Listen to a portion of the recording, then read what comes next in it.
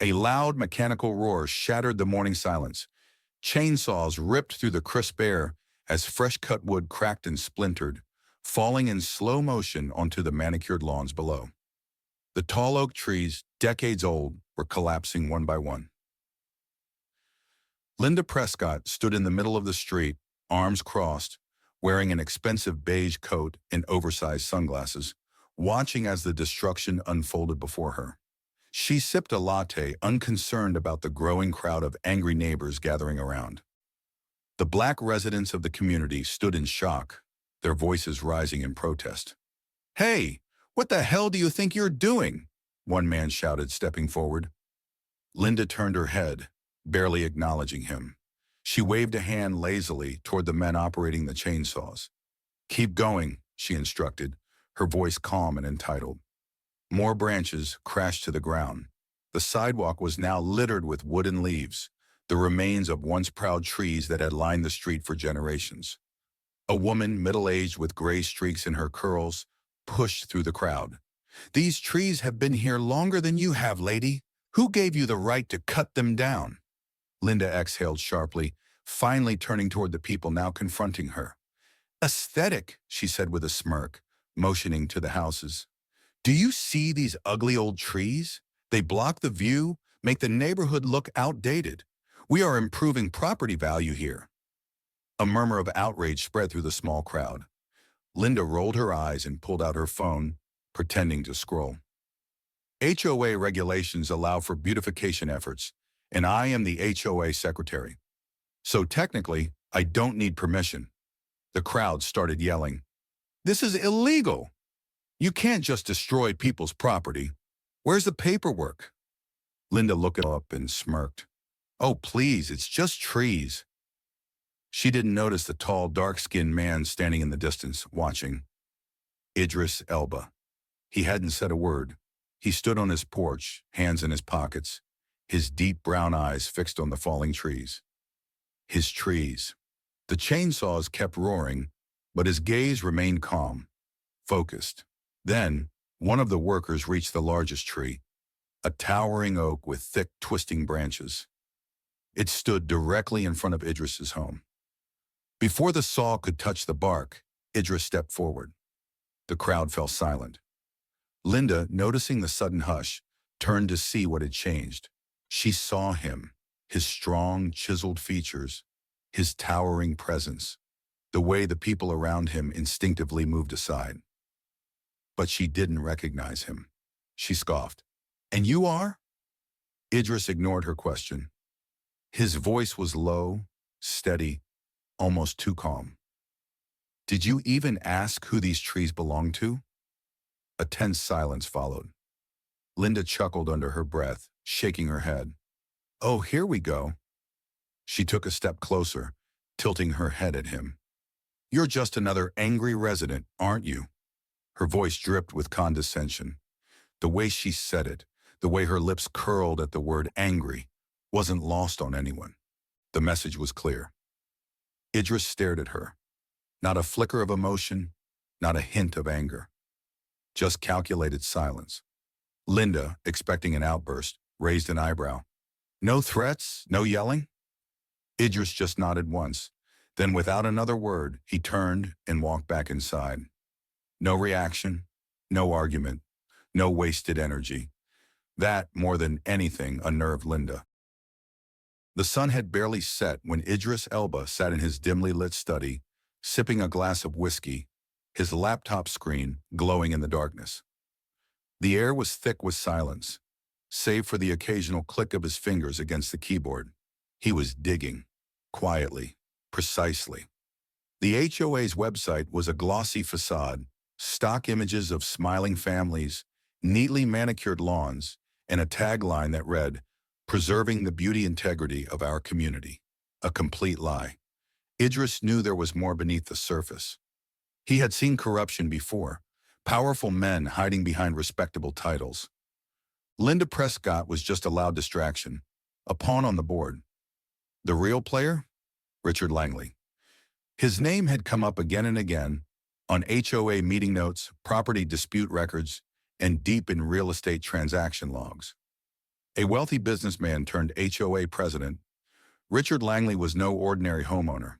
He owned real estate firms, sat on city council committees, and had connections in all the right places. And more importantly, he had an agenda. Idris scanned the files he had pulled from county records. Recent acquisitions, multiple homes in black neighborhoods, purchased below market value, sold to Langley's private LLC. The pattern was obvious. Langley wasn't just enforcing HOA rules. He was pushing black homeowners out. And those trees Linda Prescott had destroyed, they weren't just trees. They were part of the community's historic district protection guidelines. Langley needed them gone, because if the neighborhood lost its historic status, it would be easier to rezone for commercial development. And once that happened, the homes would be bulldozed. Luxury apartments, high-end stores, a playground for the rich. Idris took another sip of whiskey, his mind calculating every move ahead. It wasn't just gentrification. It was theft. Scrolling further, Idris's eyes narrowed at a name buried in the documents. Mr. Thomas Henderson. A 78-year-old black man, longtime resident, owned his home for over 40 years. His property was flagged for multiple HOA violations, unapproved renovations, lawn maintenance issues, unsafe structure claims, each one fabricated. The fines, thousands of dollars. The foreclosure, swift. And then he vanished. No forwarding address, no relatives, just gone. A knot tightened in Idris's stomach. That wasn't normal. "Where are you, Mr. Henderson?" he muttered under his breath. His fingers tapped the table. He had seen this before. Old folks pressured out of their homes, threatened, and sometimes silenced. Langley wasn't just some HOA president drunk on power. Idris dug deeper. Campaign donations, city records, financial statements. Langley owned cops. He owned lawyers.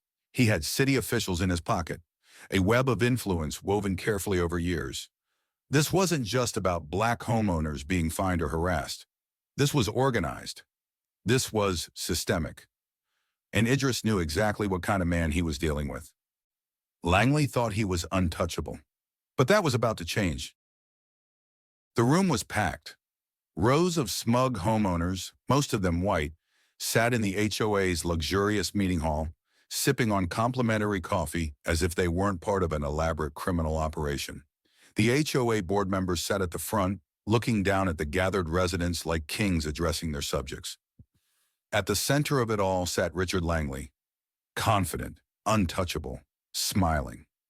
And on his right, Linda Prescott, still smirking from their last encounter.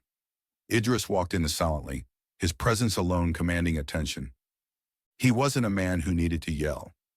As he stepped toward the microphone, Langley leaned back in his chair, amused. Well, well, if it isn't our newest concerned resident. You have something to say, Mr. Elba? Idris pulled out a folder and laid it on the podium.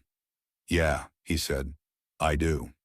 He opened the folder, revealing printed documents, property records, legal complaints. These are records of illegal HOA fines, false violations, and forced evictions. They show exactly how you and your board have been stealing homes from black residents. A murmur ran through the crowd. Langley barely reacted. Karen scoffed. That's nonsense. We're just enforcing community standards. Idris kept going, flipping through more papers. This file here, it's about Thomas Henderson. Silence. Some of the older black residents shifted uncomfortably in their seats. Your HOA fined an elderly man into homelessness.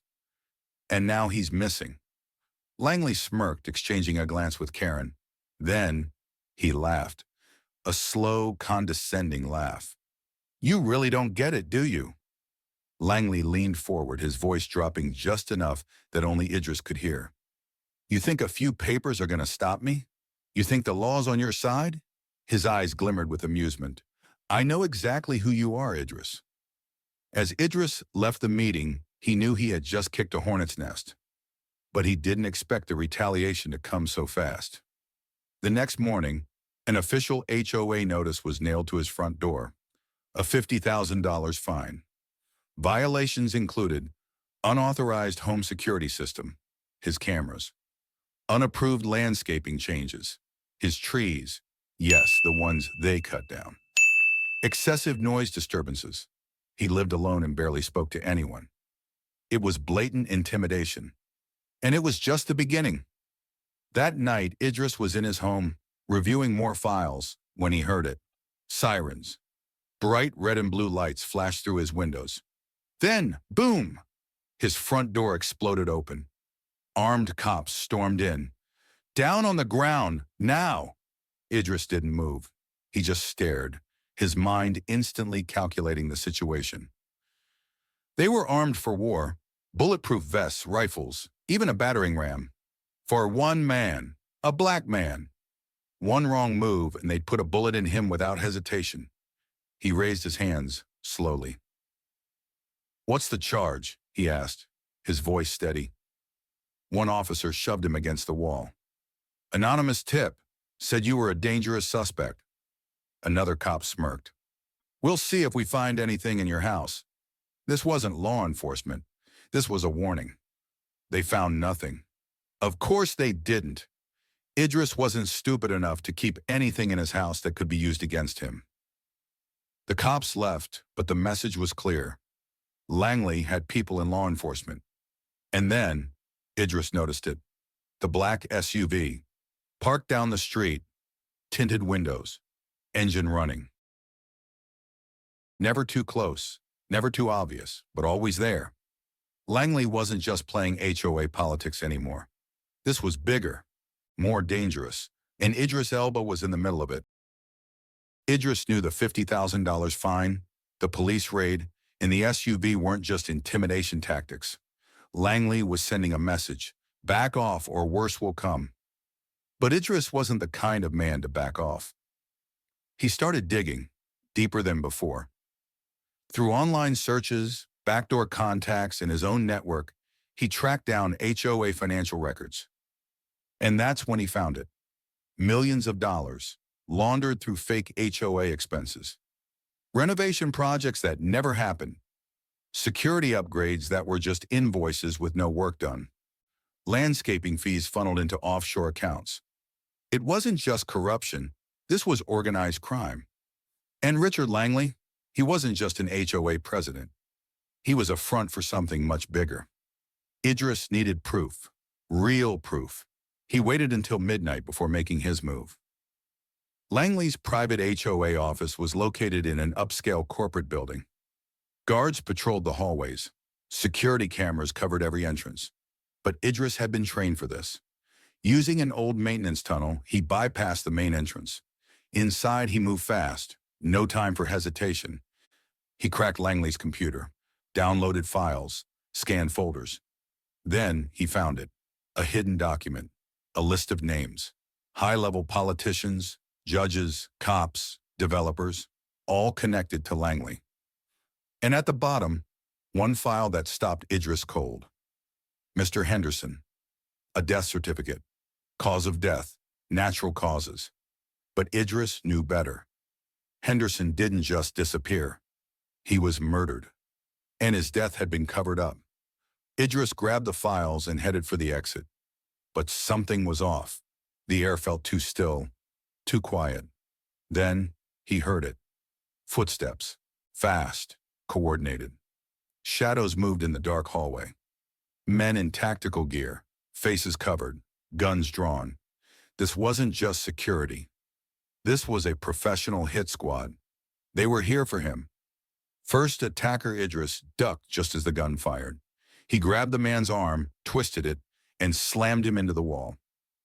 Second attacker Idris spun, using the first man's body as a shield, then drove his elbow into the second man's throat. He collapsed, gasping for air. Third attacker, he came from behind. Idris dodged, grabbed a fire extinguisher, and smashed it into his skull. More were coming. He had to move.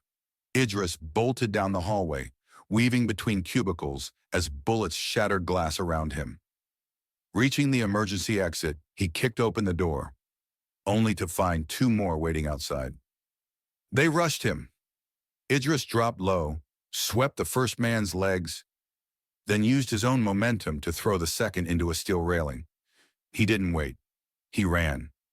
Idris barely made it back to his house, bruised, bloodied, but alive. He dropped the stolen files on his desk, breathing heavily. Then his phone rang. "No caller ID," he answered. A cold, familiar voice. "Richard Langley. You should have stayed quiet." A pause. Then his voice darkened. "Now you won't live to regret it." Idris sat in his dimly lit room, his hands resting on the stack of stolen files. His body ached from the fight, but his mind was sharper than ever. Langley had made one fatal mistake. He thought Idris was just another man to scare off. He had no idea who he was dealing with. Idris pulled open a hidden compartment in his closet. Inside, a small arsenal of weapons. Glock 19. Silenced. Combat knife razor sharp. Tactical vest reinforced. Flashbangs, smoke grenades, and a custom-built tracker. If Langley wanted a war, Idris would bring it to his doorstep. Idris knew they'd come for him again. So this time he was ready. He lured them to an abandoned warehouse on the outskirts of town. A place with no security cameras, no witnesses, just darkness and silence. Then he waited. At exactly midnight, 3 black SUVs pulled up. 6 men stepped out, heavily armed. They spread out, moving cautiously. Then Idris struck. First man, a wire snapped around his throat, yanking him into the shadows. Silent, instant. Second man, Idris dropped from the rafters, slamming his knee into the man's skull. He went down without a sound. Third and fourth, a flashbang rolled between them. Blinding light, deafening explosion. Idris took them out before they even knew what hit them. Fifth man. He tried to run. Idris grabbed him, slammed him against a steel beam, and whispered, "Tell Langley, I'm coming for him." The man trembled, nodding, before Idris knocked him unconscious. The 6th man never saw it coming. Idris took his gun and left him bleeding on the floor. At the same time, Karen was having her own revelation. She had always thought she was on the winning side, that Richard Langley protected her. But after seeing Idris take down his men like they were nothing, she realized the truth. She was just another disposable pawn. That night, she snuck into Langley's office. And what she found shattered everything she believed. A secret recording. Richard Langley's voice, clear as day. "Henderson, that old man was a liability. We handled it. The cops, the city, they're all in my pocket. If anyone steps out of line, we bury them. Simple." Karen's hands shook as she listened. This wasn't just corruption. This was murder. And if she didn't get out now, she was next. Karen made a decision. The first real decision of her life. She took the recording and ran. She drove straight to Idris' place, her hands gripping the wheel, her heart pounding. When she arrived, Idris was already waiting. She handed him the recording. "I was wrong about you," she admitted. "Richard played me, but I won't let him win." Idris studied her for a moment. Then he nodded. Before he could say anything else, gunfire erupted. Richard had sent a kill squad after her. Bullets shattered windows. A black SUV screeched to a stop outside. Idris grabbed Karen, pulled her behind cover. "Stay down!" 4 men stormed in, fully armed. But Idris was already moving. First attacker Idris shot the man's knee, then slammed his head into the wall. Second, a precise shot between the ribs. Third tried to grab Karen. Idris tackled him, disarmed him, and snapped his wrist. Fourth ran for the door. Idris shot out his tires before he could escape. The fight was over in seconds. Karen sat there shaking. Idris helped her up.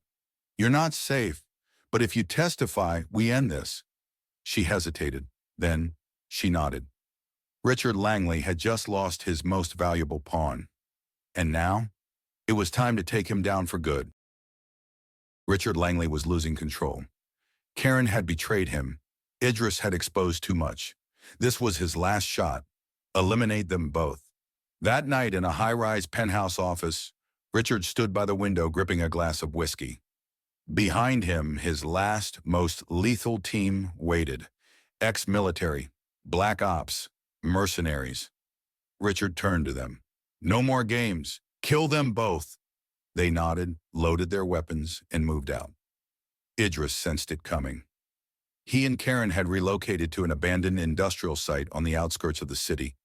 Dark, maze-like, perfect for an ambush. Then, silence shattered. SUVs skidded to a stop. Doors slammed. Shadows moved. Karen gasped. They found us! Idris exhaled, his grip tightening around his gun. Stay behind me! Then the fight erupted. First-wave mercenaries stormed in. Idris took cover behind steel crates, firing precise shots. 1 down, 2 down. Sniper, a red dot glowed near Karen. Idris yanked her down, fired a single shot, headshot. Hand-to-hand combat. 2 men charged. Idris dodged, disarmed one, broke his arm and used his own knife against him. Explosives, a grenade rolled in. Idris grabbed Karen and dived through a shattered window as the explosion roared behind them. Breathing hard, Idris knew this wasn't over. Idris had planned ahead. Before the attack, he had set up a live data drop. The moment he pressed a button on his phone, Richard's secrets went online. Every crime, every corrupt deal, public, unstoppable. News outlets exploded. The FBI took notice. Karen stared at Idris. Did we just... Idris nodded. It's done. But before they could escape, the last mercenary attacked. A brutal, final fight. Idris versus a trained assassin. Punches landed hard. Ribs cracked. Blood spilled. But Idris fought like a man with nothing to lose. A final move. He twisted the assassin's arm, turned the gun back on him. 1 shot. Silence. It was over. Back at his penthouse, Richard watched the news in horror. His empire was crumbling. Suddenly, his office doors burst open. FBI agents flooded in. Richard raised his hands, trying to maintain his arrogance. You have no proof. An agent held up a tablet, playing his own voice from Karen's secret recording. Richard's smirk faded. Handcuffs clicked. As they dragged him away, he turned to Idris, sneering. This isn't over. Idris met his gaze, cold, unwavering.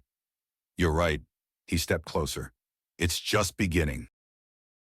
With Richard Langley arrested and his crimes broadcast nationwide, the corrupt HOA structure collapsed. Victims of the HOA's illegal land grabs came forward. Lawsuits flooded in. The city announced a full investigation into every property seized under Richard's rule. Justice was finally happening. Karen Prescott watched the news in silence. She saw Richard handcuffed, powerless, disgraced. For the first time, she realized she had been just another pawn. Karen sold her mansion, her luxury cars, everything. Before leaving town, she made one last stop, Mr. Henderson's memorial. She placed a single flower on the site and whispered, I'm sorry. Then without a word, she disappeared. Idris stood on his balcony, watching the city lights flicker. His phone buzzed. Unknown number. A single message appeared. Richard was never the real boss. Idris narrowed his eyes. Another message followed. He was just a piece on the board. The real game is much bigger. Idris's jaw tightened. A new enemy. A bigger conspiracy. He looked at the message one last time. Then, without a word, he put his phone away and walked into the night.